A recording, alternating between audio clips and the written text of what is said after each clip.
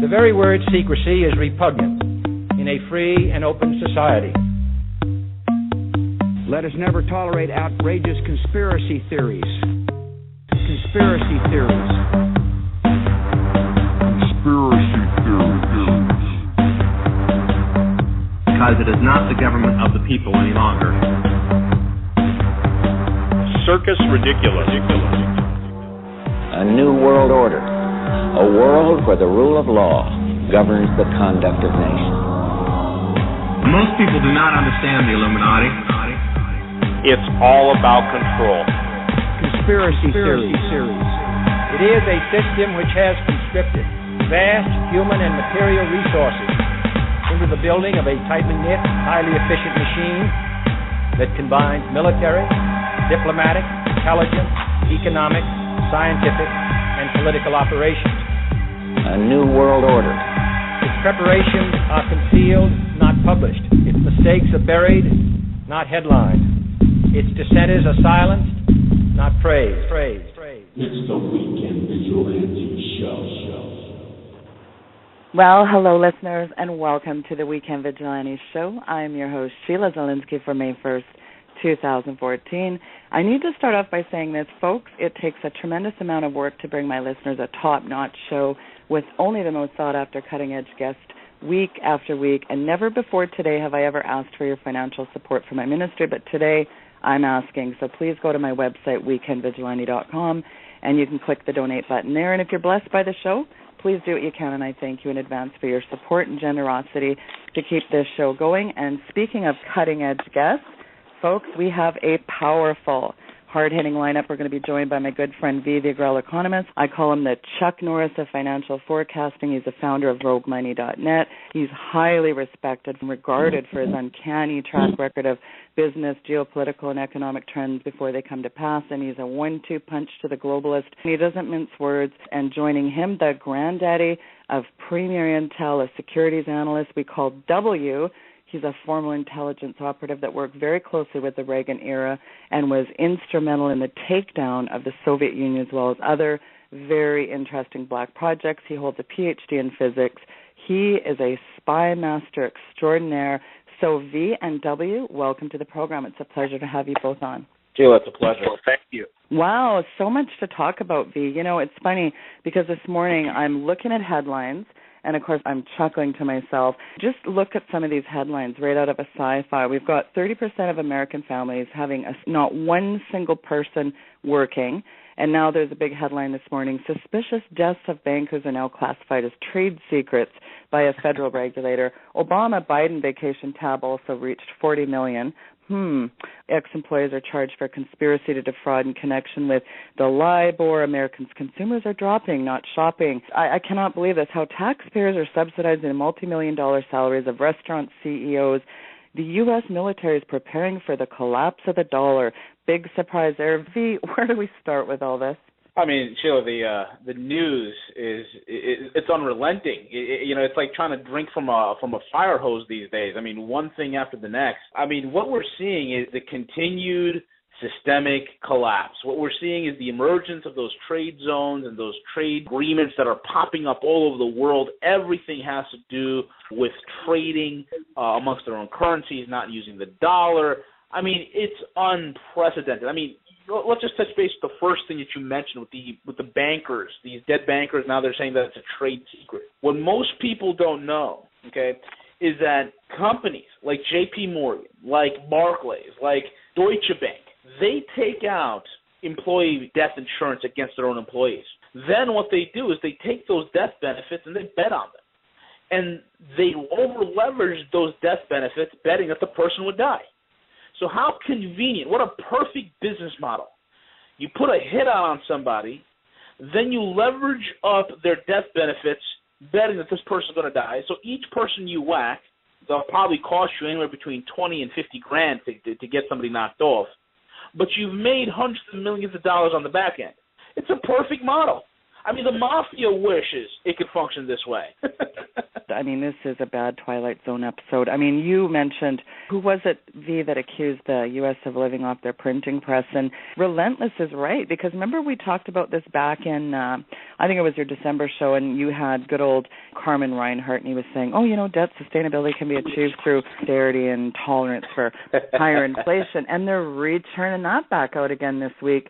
I mean, the shenanigans and lies just never stop from these people. Here is the big question, and you're right, you predicted this as well, is what does happen when all this exported inflation comes home to roost, V, and everyone else is trading in currency that's not ours very soon? Well, at that point, it's going to be like the Weimar Republic. Now, look, you have every single pundit in the world that talks about Weimar Republic, and it's become a sort of a catchphrase for hyperinflation. But people don't realize hyperinflation in its reality and in its entirety.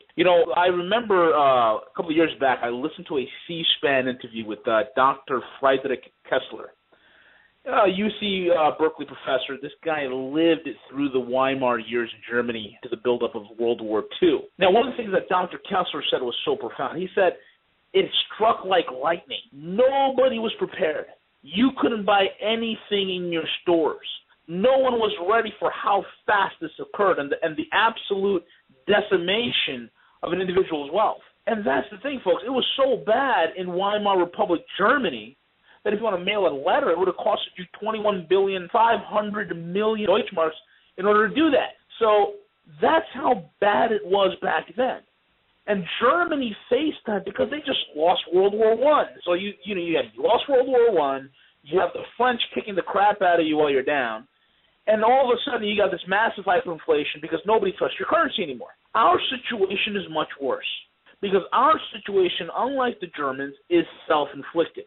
Our situation is we are the world reserve currency. So our fate is not going to be something of a somewhat troubled transition back in the 30s when the pound sterling lost its reserve currency status, and after World War II, the dollar took up the slack. No.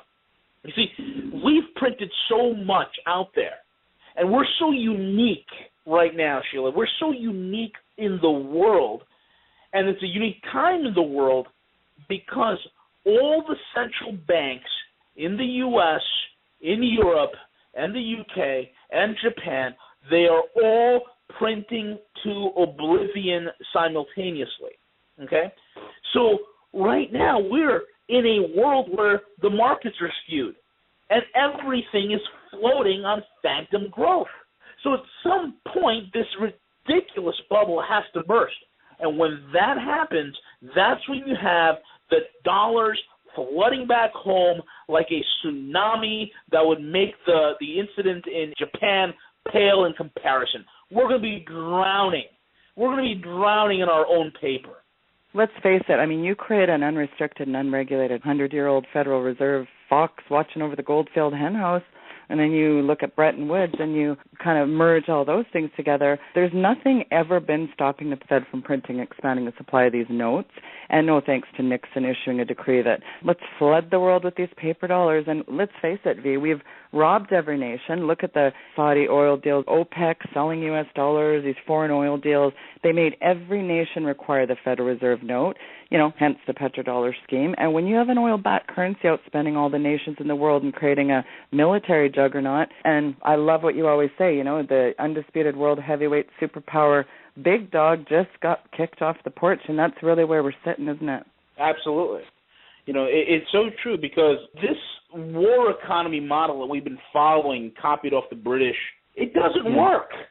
This gunboat diplomacy doesn't work. You know what? The world's sick of it because, the unique thing, Sheila, this time is this. Okay, one of the highlights is this. Number one, people need to understand it is the Federal Reserve's policy for monetary debasement. In other words, folks, they have pledged that they're going to work very hard and they're going to do everything they can to absolutely wipe out your wealth. Okay? That's the first thing you realize. The moment you realize that, the better off you will be.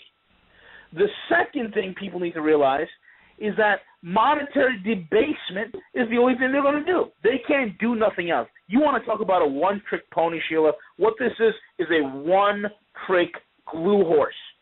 And the rest of the world is waking up to the fact that they cannot have an irresponsible, drunken sailor running the monetary policy of this nation.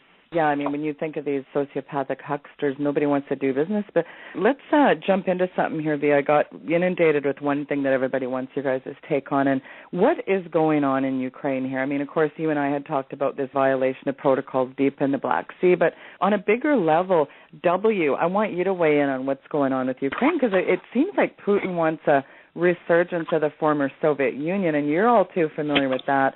He goes into the area of the confluence. We're seeing critical elements. Putin moved into Crimea, and after the clear signal, well, thankfully the media was able to capture when Obama passed the message that he'd have more flexibility. I mean, talk about conspiring with the enemy. This is just treasonous. I mean, Europe under the control of Russia, because the lifeblood is in the energy. I don't know what NATO's doing here. Putin appears to basically have positioned himself to control much of the energy on the planet, putting a stranglehold on all of Europe, threatening to revive the Cuban Missile Crisis, undermining our free trade agreements. He's arming Latin America states with high-tech weaponry. There's heavy presence of Russia in Latin America building bases. Again, we got the finger on the dollar. Gazprom, they're considered trading in euros. What is going on with all this, W? Well, let me come at it slightly different than I think most everybody else is seeing the situation as it relates to Putin. We have been programmed to understand our world in three-way tug-of-war between China, Russia, and the U.S. It's the three big dogs. And that one of us is going to be leading, which has been us for quite some time, and the other two are closing ranks together and taking us on. And so we're constantly having to do a two-fisted battle back and forth, not directly necessarily, but through our proxies, because a direct conflict has been too unthinkable because of the potential for it to escalate into a nuclear war or something like that. So we have an agreement to do it through our proxies and stay a little bit aloof. The problem is that we had this policy of creating the best enemy money could buy. World War II, on the one hand, while we were opposing the Soviet Union, we were covertly, through various mechanisms and agents, or someone was covertly using our resources to puff up the Soviet Union. And even at the end, when the wall fell, virtually no one anywhere paid attention to this little detail. David Rockefeller went to the Southern Soviet Union, his private dacha, and there he held court. And all the Russian political figures, from Yeltsin and Gorbachev's camps, the generals, the business people trying to pursue glasnost, came down and had their audience. That was the CEO reordering the mechanism, the company, if you will. And all of this time, as they've been being reordered, we were under the impression that they had rolled up and gone away. Now, this second, the Soviet Union, Russia, is in some pretty dire financial straits. Moscow has pulled all the resources from the various outer reaches back in to centralize the money that was there, and a lot of the provinces are complaining because they're literally broke, unable to function. They had to get up through the Olympics, and as I said before when V and I had an interview a while back, I said, long before the Olympics, as soon as the Olympics are over, Putin is going to come out of his corner, he's going to drop the gloves, and he's going to come out swinging. And that's exactly what has happened. But this isn't someone coming out as though he's got us beat. We're still tougher. We're still bigger. We still have all the resources. The problem is we're dysfunctional. It's like we're drunk. It's like we've been whacked on the head. And it's not going to be that difficult to take us down because we are, we've got some medical ailment, mental ailment. And so Putin, even as messed up as his system is and as screwed up as they are, he looks healthy. He looks strong. And he has great press people trying to buff up that image and to project that image, even to his own people. He's playing a role. But all of that to say, it isn't about us versus Putin or us versus China or any of their proxies. That is all stagecraft. People that are running these operations, including inside of our own government, are on all sides of this conflict. A few moments ago, you mentioned the Illuminati. Okay, yes. And they're behind all of this because they're managing us and the Russians and the Chinese to a new world currency. And in order to get us there, they have to first destroy the currency that is the de facto world currency right now, which is the dollar. And part of that destruction, which has to be sure there can be no error, no single point failure in their mechanism to drive the dollar to dust. So on multiple fronts, the dollar has been attacked within the financial institutions, country to country, within the various trade arrangements. Our ability to support the dollar on the energy as the petrodollar, every single front, the dollar is at risk, and any one of them could cause the dollar to collapse, but they're all in crisis, and not minor crisis, catastrophic crisis. So that on command, they can push the red button, boom, we get brand new world currency trading system. And that will be some variation, some extrapolation of secure drawing rights. What do you think that would look like, W? I mean, we've talked about this potential backed ruble. V, you've talked about that. We've talked about the yuan. What does that look like on the ground? Here's the deal.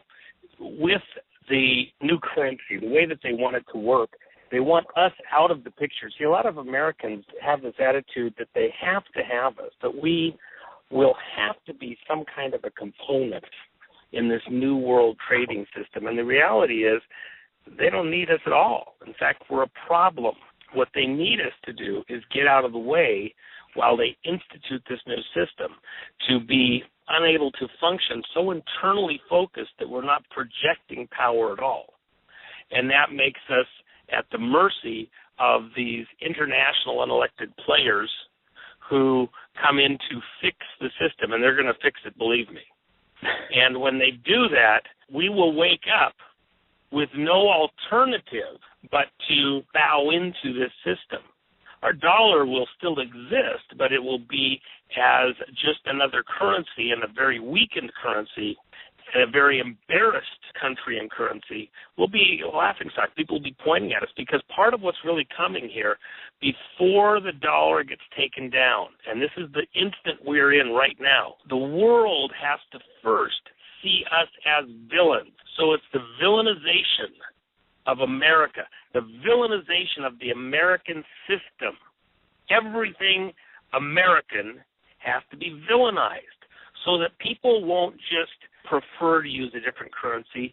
They will choose other currencies as a protest vote, as a kick in the seat of the pants because of who we are. They won't just leave the dollar, they'll run from the dollar. And we're going to be pointed at as the boogeyman. That's what's afoot. And isn't it funny, W, that years ago we used to really be the envy of the world. People around the world, they watched our cowboys, they watched our sheriffs on TV, and they said the bad guy will not come up against the pinnacle, the great bash, the beacon for the world, because we used to be a moral compass. But, that ship has sailed a long time ago, hasn't it? Well, I think there's maybe a slight nuance of what I'd say. At its core, the good guys. Unfortunately, our government has been captured. In intelligence operations, capture somebody else's covert system.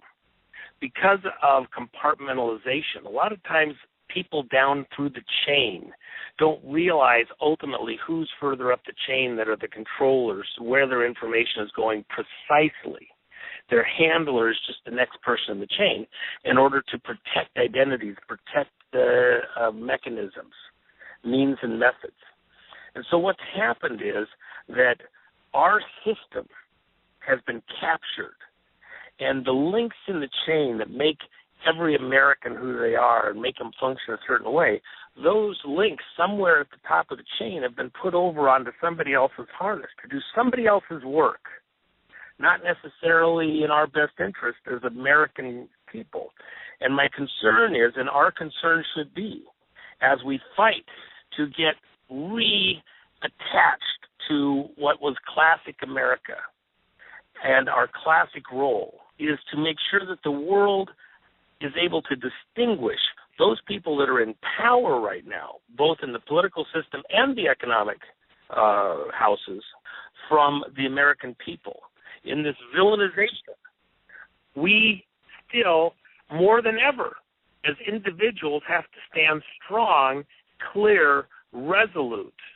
And even things like these recent incidents, whether it be the Bundy Ranch or other incidences, we need to stand up as citizens individually and make it clear that there's things occurring here around us that we as human beings don't agree with. A la, for example, Syria.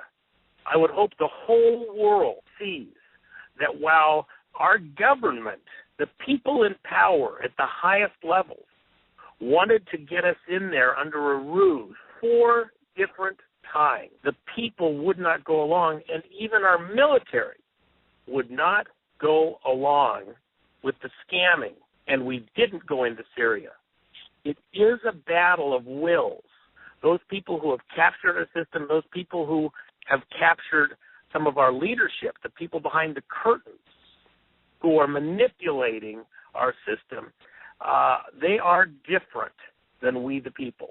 And we have to, we don't have to go in the streets with guns, but we do have to make our character, our personages, visible to the world as being the same people that we always were in our ideals, to what is currently being exercised in our name, and wrongly so. But you're right. We did fail in Syria, so what? Let's go to Ukraine and isolate the rest. I mean, jump in on this, V, because I'd like to know what the real playbook is, because you can't just isolate the world's commodity kingpin and manufacturing kingpin here either. What's really going on here, V? You know, I'm glad that W weighed in on this, because, you know, once again, here we have 2 different guys from 2 different ends of the spectrum. And what he just said lays perfectly from what I've been told. And the playbook is this. The playbook, you know, it made sense, because when W said that they want to have us so busy that we're going to be, you know, dealing with all the turmoil here, you know, I got the image of remnants of groups of individuals, you know, trying to reclaim classic Americana. And the reason for this is this: they are, you know, the City of London has said, you know, we're going to isolate America. And what I've been told is there's not going to be no World War III, where they're not going to allow any sort of sanctions to go through against the Russians, that they're going to do everything in their power to isolate America. And, you know, often, as I said in prior broadcasts, I mean, guys, we're not being looked at as the probable cause. We're not being looked at as a maybe involved over here. No, we're actually being vetted. We're being vetted as the source for every single fraud imaginable in the financial market, from LIBOR to the bond market to the Forex to the real estate to the stock market. I mean, the list goes on and on. The fraud is the gold market. I mean, the derivatives. Derivatives. God, Let me weigh in here for 1 second. You know, we've discussed all of those areas. People are familiar with them. In some ways, it almost seems like it's old news. It's not, but it's, you know, because they've heard it, they figure they know everything already about it, and so, yeah, I've heard all about that. Okay, so let me tell you something you don't know. Do you realize that right now, in a federal court in New York, a judge is days away from deciding a bankruptcy case? In that bankruptcy case are MERS mortgages. And those mortgages amount to, in that one particular case, about 1 in every 100 homes in the entire United States. Now, this is only one of several cases going on. But here's what the judge is being asked to do. Go ahead and complete a bankruptcy, allow all of the paper and the underlying mortgages to be sold to Berkshire Hathaway for fractions of cents on a dollar. It's about a $400 billion value of the mortgages. They're going to let them have it for about $5 billion. So what would happen then, once the judge decides to allow the bankruptcy to go through, is that anyone paying on their mortgage, even years from now, as the word finally sifts out to various people, they think they're paying off their mortgage and they go in to get title to their home, they find out, oh, yeah, that bank that you were paying the money to, yeah, they didn't actually own the mortgage. They just had the note. And so now you got to go deal with those guys and see if you can have your home. Or it could very well be they'll let it sit for a while because they don't want to stir the pot too much. But all of a sudden, a couple of years down the road, you can be coming home from work one day or coming home from a baseball game with the kids, and there on the door is the papers posted and all your furniture out in the front yard because you've been evicted because it's not your house. And the money you've been paying on your mortgage didn't go to the company that actually has the underlying paper. And this is a huge, monstrous thing because as you get deeper and deeper into it, we're not talking just a couple of percent of the properties. We're talking probably over 50% of the properties in the United States being separated on who owns the home and who owns the mortgage. And you could very well wake up without your retirement nest egg a lot sooner than you dreamed. Kind of almost sounds like a Dodd-Frank playbook, because Agenda 21 as well, because, I mean, really, W, why should you have any land or home or anything else? I want you stacked and packed in little green micro-cities anyway, so it's all really part of the playbook, isn't it, though? Here's the real crisis, and this is what makes it instant. This is why this isn't about a problem that's going to really get worked out over a few years or that could really erupt in a few years. And V knows this also. With houses, property prices are made in the margins. So if you only have 3 or 4% more houses on the market than there is buyers, then housing prices go down pretty radically, pretty quickly. They'll go down 10, 15% on 3% of surplus houses in the market. Conversely, if there's 3 or 4% less houses than there is buyers, prices will go up radically to stabilize it out. Well, in this situation, what's going to happen is that people will be finding out during the course of this year and into the next spring that a lot of these properties are in question. If you're going to buy a house and you can't be guaranteed, even by the title company, that you're going to get conveyed clear title, or a lender can't be guaranteed that you can get clear title at the end of the contract, what lender is going to lend on a home? And how long does it take for this to get unraveled, sorted out, fixed? Months? Many, many months? Another government guarantee? We're going to guarantee until we figure it out? That's what MERS is all about. So the problem is we could very well have this hiccup in a major section of our economy that doesn't allow money to flow. Now, here's why it's so critical. You got to hear this. This is so, so, so critical. The amount of money that actually exists in circulation month to month is not the amount of money that you have over the whole year, because it keeps exchanging hands. You know, people pay their mortgages, and the people who have mortgages pay their lenders, and the lenders loan money back out, and it goes for shoes from one company and McDonald's at another. That money keeps circulating. And when you get a hiccup of a major type like this, where people can't go in and refinance their house, they can't get a buyer on their house, they can't sell their house, when the banks don't lend because of it, all of a sudden a significant portion of our economy holds its breath. It doesn't respirate. The flow of money in the economy is like respiration. You can do without food for a couple of months. You won't be happy and you won't be comfortable, but you'll live. You can do without water for many days. Sometimes in a horrible emergency earthquake or something, somebody will be trapped for a couple of weeks. But without air in a couple minutes, you are brain dead and then physically dead. If the money doesn't flow because of any hiccup, any one of these various things that we're talking about right now becomes a serious blockage from us being able to breathe. It chokes the economy. The domino effect throughout other areas of the economy, it's catastrophic and it's near instantaneous. And that's the problem. That's the big red button. People don't see it coming. And like V was talking about with the Weimar Republic, when the Weimar Republic fell, people don't go back that little bit further and remember that at the end of World War I, the Deutschmark traded on par, even Steven, with the dollar. It went to, $1 trillion to 1.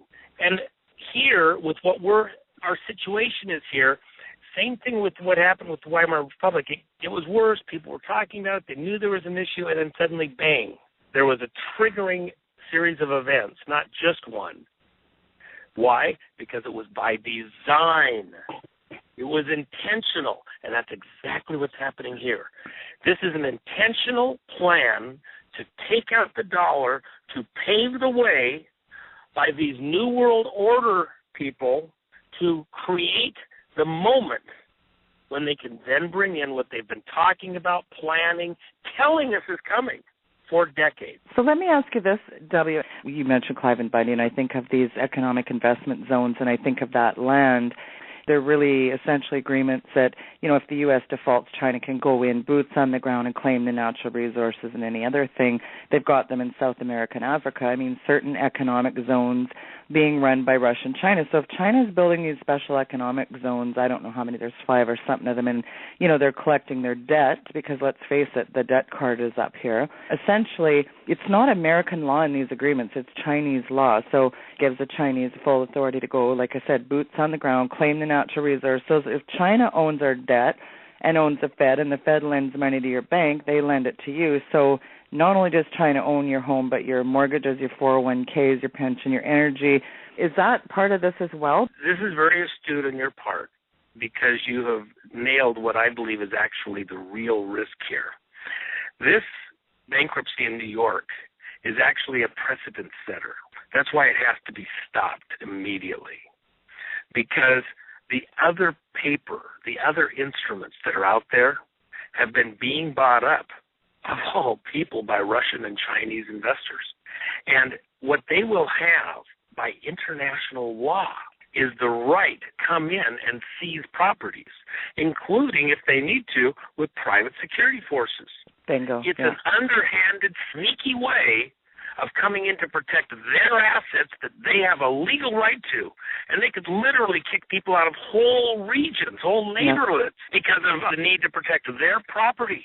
And we're being maneuvered into this situation by treasonous, traitorous people within our system, not just political people, but business people. I think this is absolutely by design. And that's why, the person you should really have on in part about this particular bankruptcy is an author out of Canada, Marinka Peshman.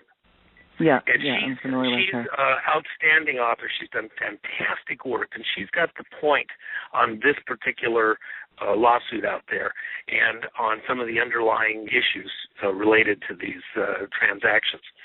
But beyond that, there's other cases that are just now coming to the fore, and ones that will set precedents that will, all of a sudden, we won't be able to, stop what's coming because these courts say, well, we've decided this case and this is what we've all agreed to, and so here we are. Well, it's really interesting, and I want V to jump in on this because I think also about how many thousands of troops and then the Chinese and the Russians participating in our own RIDEX drills. To me, the word that comes to mind here is subjugation. Effectively own all our resources, our energy grid, and it's a nice setup for an arena for complete subjugation. I mean, do you think that's the playbook here, V? I think the playbook is chaos. And here's why. There's going to be many facets across this country that will resist. There's areas, unfortunately, in places like California that will absolutely, bend over backwards and do whatever is necessary and go along with the program, so to speak. There's areas in New York, New Jersey that, do the same thing. But there will be bastions where there will be resistance. And that's the whole entire thing. The whole entire thing is about creating chaos. Okay, and being inured in chaos. the Chinese and the Russian factions that will be here, they primarily will be here in order to safeguard and secure their assets. And that's what they're trying to do. And that's what, you look at why China's been purchasing idle manufacturing throughout the nation. Right down, in Newark, across the bridge, Newark, Jersey City, Camden, Pittsburgh, Detroit, Cleveland. They're buying up these factories for pennies on the dollar, retooling them. The question is why? Well, they know when this whole thing hits the fan, the American labor force will be the cheapest there is in the world, number one. Number two, you have these economic zones. About 2 hours away from where I live, you go into Sullivan County, New York, you have a China city that's being built right there. It's an economic zone. So these are the underhanded deals. And one thing that W said so perfectly, especially with MERS, is this. Folks, what these guys have done with MERS is the same thing they have done with derivatives. They have made it absolutely convoluted. They have made it absolutely complicated that it would take them decades and decades and decades just to unravel the mess that MERS is. And MERS affects over 70, close to even 80% of mortgages that are being put out now is all on MERS. So you can imagine the catastrophic situation that's arising from this, number one. Number two, you can see the potential in the old, switcheroo, where if that bankruptcy right here in New York goes through and they award Berkshire Hathaway $5 billion on $400 billion worth of mortgages, it's unprecedented because then Berkshire Hathaway could either sell it off to somebody else and then more likely a foreign entity, or a foreign entity like China could just outright buy Berkshire Hathaway. And then who has your mortgage? So take that into heart. Now, another thing that's happening is right here in New York, 60% of lower Manhattan, 60% of all the commercial real estate, I think probably even 65%, are owned by the Chinese. About a week ago, I was having dinner with my wife in Little Italy, and it's amazing how here's Little Italy right on Mulberry Street in Elizabeth, and Chinatown is slowly encroaching into Little Italy. It's unprecedented. So there's massive transitions happening, and the thing with MERS is just another financial weapon of mass destruction and distraction. And there will be sectors of people that simply will not deal with it. Just like they drew a line in the sand with that whole Bundy thing. I'm telling you, there are sections in this country they're getting ready to shoot. So so it's going to be interesting to see what happens. But I think that's the overall game plan. The game plan is to have total chaos over here in the United States, while the rest of the world gets integrated into this new monetary system that's emerging. Well, and let me chime in here for just to tag team in on that. The theme that is the precedence-setting theme of the New World Order is what? Out of chaos, order. Well, where did the chaos come from? By design, they create the chaos, and then they have a resolution. They have a plan for the far side of the chaos. The chaos is not an accident.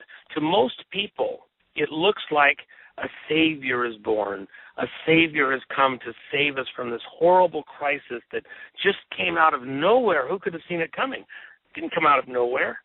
It was a plan. This is a magic act. This is flim-flam men creating a spectacle, and then suddenly arriving at the accident scene with bandages and gauze and everything that's needed to help repair everybody. Shoot, they're the ones that dug the hole in the ditch out into the road, created a mechanism where there was going to be an accident in the first place. This is a plan.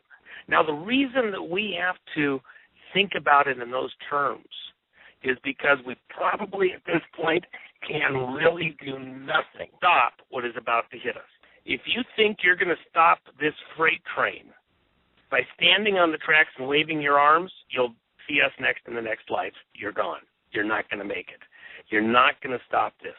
What you have to do, what every individual has to do, is to understand the crisis that's been created, understand how they've been made a straw man for other people to take down to accomplish some end that they have in mind.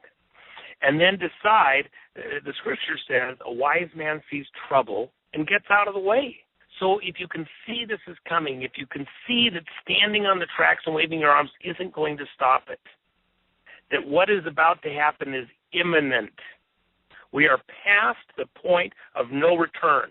Now you have to decide, is there a lifeboat available? What am I going to do to get out of the way, to buy time? I don't think this is about buying 10 years of food and going into your missile silo. This is about when this hits, you need to be able to stay viable and functional with a very, very, very tiny foot period of about 90 days, maybe up to 6 months if you're really lucky. 30 at least, to be under the radar, not having to get into a government line in an instant, not being visible to all your neighbors, fat and happy, we got plenty of food, too bad about you. Very low profile, but able to function, take care of your family, and not have to count on anything working. Think post-Katrina. There will be a reset, and then it'll start to find a new order, a new balance. In that window, you have to be able to be viable, to survive, to be functional. It may be you have to just pick up and you got a cousin, a brother, or sister that lives a little more rurally. The cities are going to be the worst place to be. And you don't want to be absolutely out there on the side of a glacier in Timbuktu, Alaska.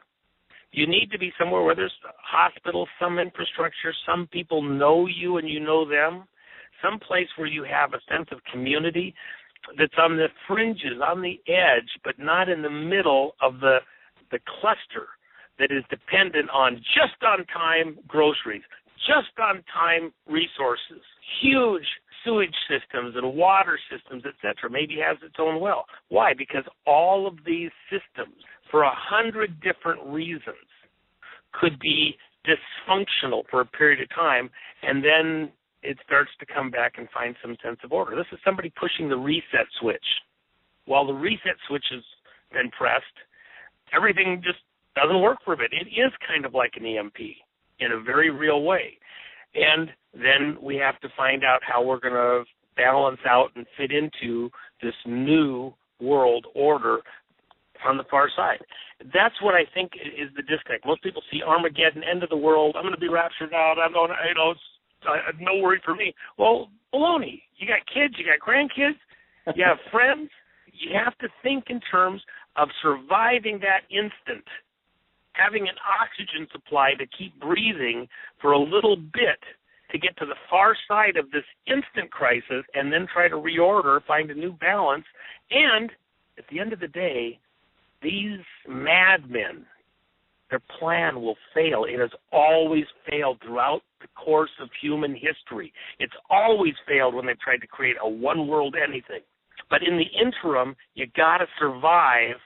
Some of the good guys have to survive long enough to be there to put this thing back together again on the far side so the good guys can repair and move on when this madness, this insanity collapses, as it must do. God will not allow these insaniacs to win the day.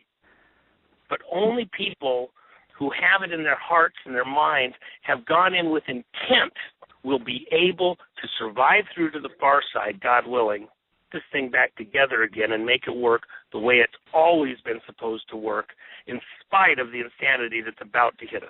But thinking as you were talking, it's interesting because now even it's chirping out of the pulpits is, even Kenneth Copeland's saying we should be looking at a new world religion. They're always talking about a one world currency, a one world order, the new everything. It's always merged and amalgamated. I mean, we look at that nukes debacle back in October. A lot of intel said, he was kind of hoping to just wipe out how many people. I mean, we are getting pummeled 6 ways to Sunday here. It's always some distraction over here.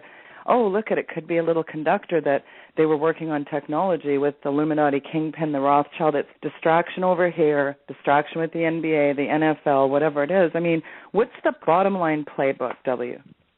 These people want to own the world for them and their families, their kin. And the rest of us are useless eaters. What you're really looking at is two parallel civilizations, those that have sectioned themselves off with resources, with assets, with the businesses, and those that are really the rest of the world. They, because of technology, in their minds, they don't believe that they need everybody that's here. And as the Chinese found out, sometimes there just isn't enough bullets. And so you literally need people to take care of each other, take each other out. And in the meantime, you can make a buck here and there, a la Syria and other stuff. In the course, it's a twofer, it's a threefer.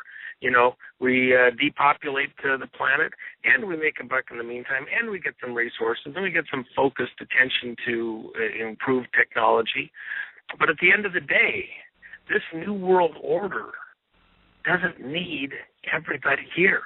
And in fact, there's multiple precedents through history where these madmen have seen fit to wipe out huge portions of their populations in order to get rid of people that they felt were a threat.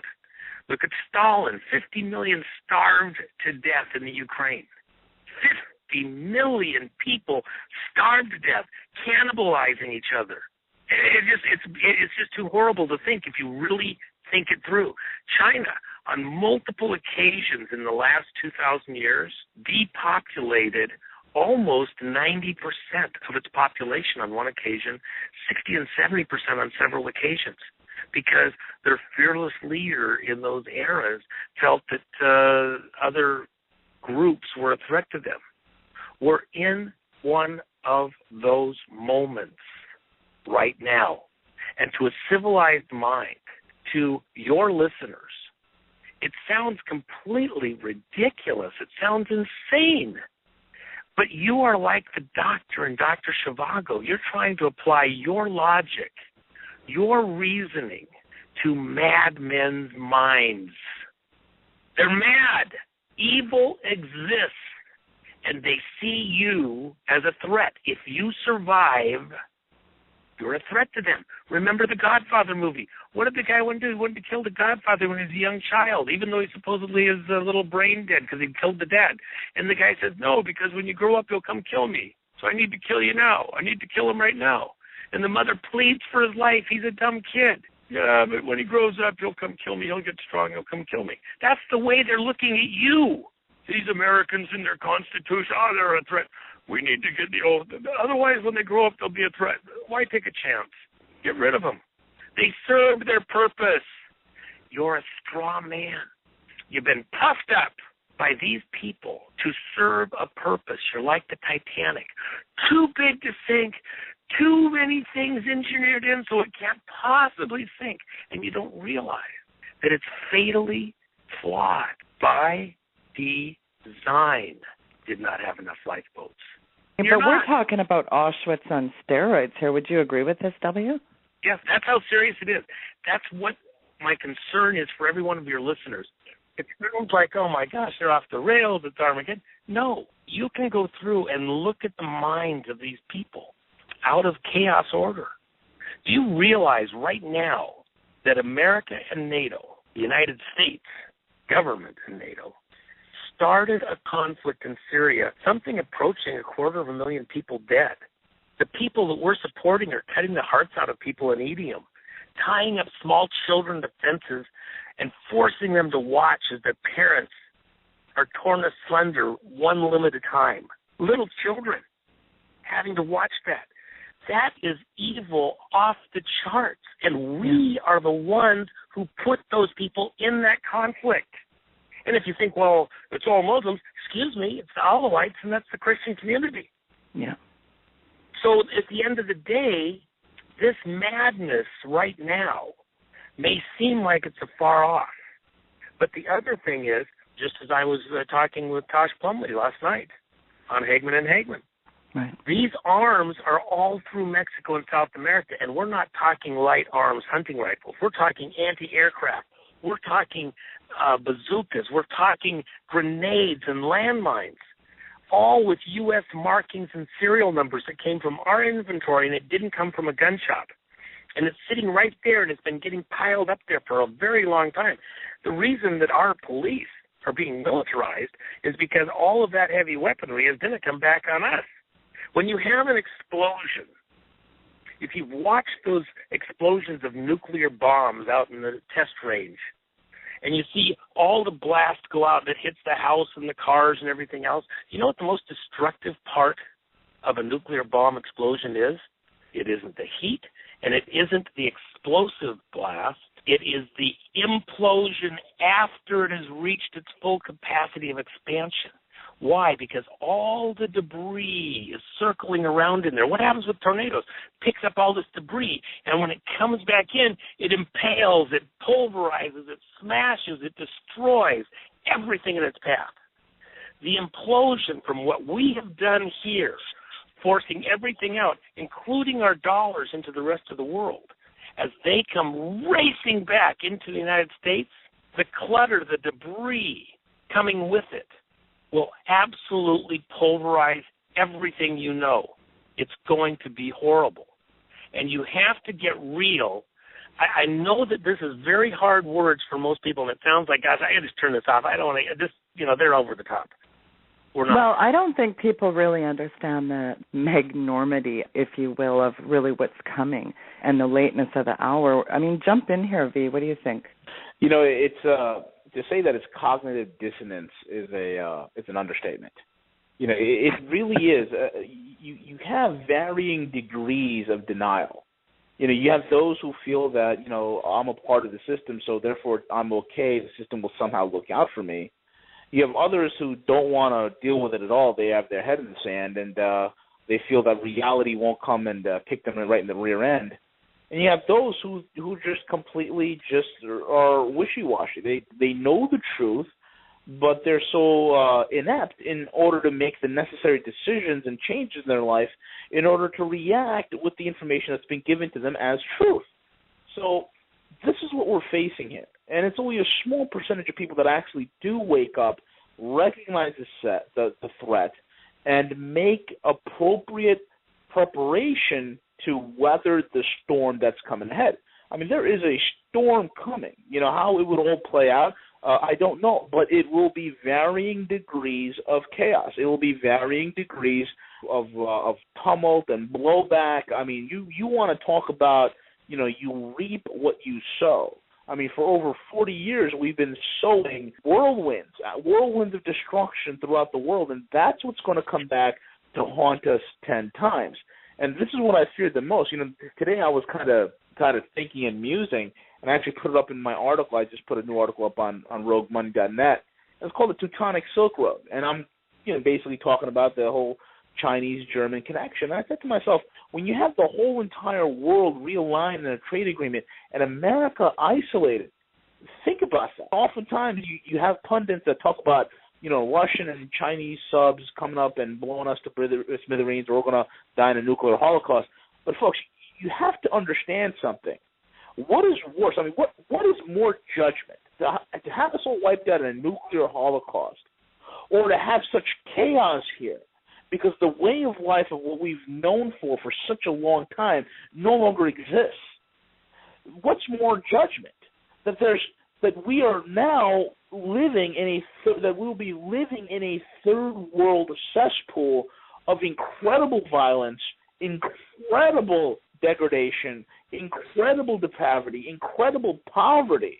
This is what we're facing in most areas in the country. That's what this nation will be transitioning into. And that's the judgment right there.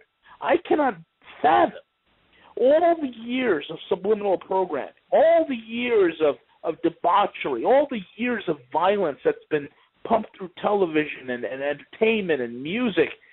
We have a population here that is downright animalistic.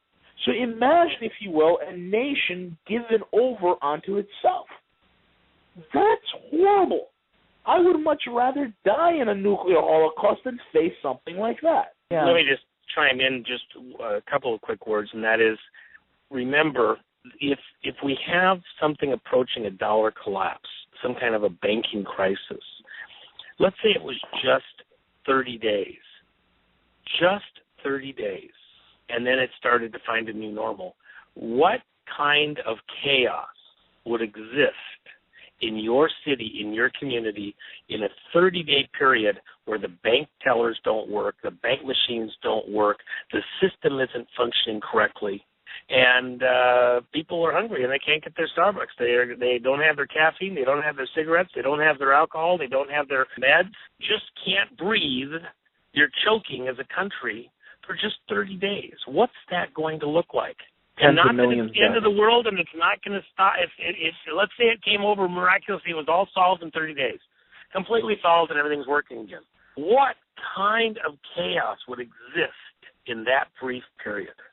Well, we're really drinking the blowback from a criminal cartel, all this splintering and these birth pangs of this new economic system. But the bigger question becomes is, what do you think people need to do? Because, they don't even care about the butchering of the brethren or anything going on anywhere because, hey, the iPhone 6 is coming out. Hey, there's an NBA game on. It is one dumbed-down, mind-numbing, dystopic trance that people are walking around in. And let's face it, while Rome burns around us, they're shrugging their shoulders. Steve Quayle, as you guys know, can attest to this. Hagman's, we're just complete fear-mongering lunatics.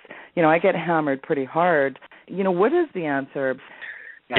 When you try to put this all into some kind of a context, you have to remember, you mentioned Rome. This has happened before. These families that are bringing this chaos on us, they have an emblem, a symbol that you see over and over again in the societies where they have planted themselves, and that symbol is that of a phoenix, the phoenix bird. And it self-immolates, and then out of its ashes is born its replacement. And it rises up and spreads out and prevails for a period of time, and then it is immolated, self-immolated. And then another one. That's Greece. That's Rome. That's America. And we're going to go through that again. The model has happened over and over several times. So you have to get out of this mental lock that you have that it can't happen here, that it's not possible for it to happen here because it's never happened in your lifetime. That's the thing you learn when you go to other countries where you've been there as power has changed from one group to another and the chaos has reigned for a period of time. That's what we're looking at here. A criminal mob has taken control of your country. Probably happened quite some time ago, but their grip, their reign, their control on the country has tightened measurably in the last decade or two. And we have to understand, be wise, and understand that at this point we're not going to stop what they have planned next. So we have to be able to survive that blow, get in a stance that you can, take the blow, absorb the blow, stay on your feet, and then, get ready to, re-engage. That's the moment you're in. You see it coming. You brace for a car accident. You brace for something you see coming. If you don't see it coming, you might get killed by it. You might not get out of the way just enough. Every one of your listeners, this is probably the 10th, 15th time that they've heard some variation of this message.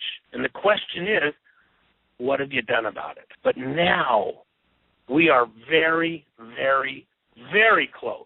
The news that's out there is of a type that you can no longer dismiss. You can no longer blow off the way you did before. And you should know, just by listening to the people that are in positions of leadership across the country, would you trust any of them to sell you a new or used car? Really? Yeah. Are you kidding me? Yeah. If you wouldn't trust them to sell a car to you, you're going to trust your retirement to them? You're going to trust your wealth to them? You're going to trust the well-being of your children to them? They don't care about your children. They only care about themselves. They're feathering their own nest. They're feathering their own kids' nests. Why? Because for them, even those that won't live much past this change, it is about the future.